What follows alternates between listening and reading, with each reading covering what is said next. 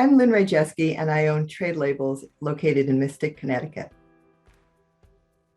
I started Trade Labels in 1994, shortly after I had my son.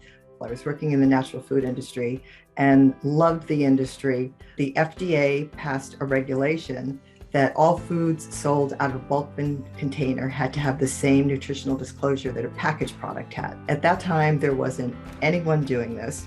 And I said, okay, I can do this. Started reaching out to some of the distributors, a lot of the food suppliers that I knew just from being in the industry for so long, collected the information, and then started marketing to some of the supermarket chains. Actually, Whole Foods was one of the first large customers that we had. It just took off from there. It was very exciting. And the product database has just kept growing, and bulk foods just kept expanding. And so here we are, 7 employees and a database of close to 24,000 products. I found WBDC at the start of the pandemic, and it was terrifying, and it was so overwhelming. And I found the WBDC, and honestly, it was a lifesaver. I worked first with one of the consultants, and then started taking some of the webinars and just being walked through the procedure of, this is what a PPP is going to do for you. Here's what you should apply for. And my consultant actually would kid me because she said it's so typical of women in business not going for funding. So I was pretty much self-funded, learning about all the PPP, the EIDL, we got a head co-grant, and getting that cushion. Part of finding the WBDC was I did a business plan, my first ever.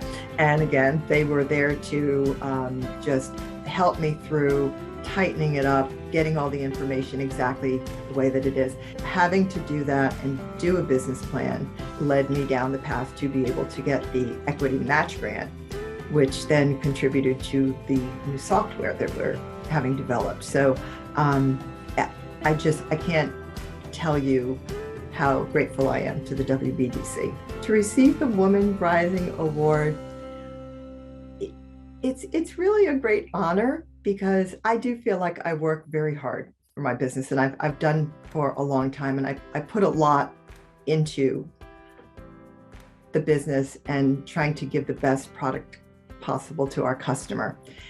Yet again, in a small business, there's not a lot of feedback, and so I have so much respect for the women at the WBDC and the level of expertise that they have, and to have them acknowledge me that I am working to a certain level. It just feels really good. I'm very proud to have been selected. Sometimes you feel like you're the only captain on the ship. And when you work in a larger company, you have other people that you can bounce ideas off of.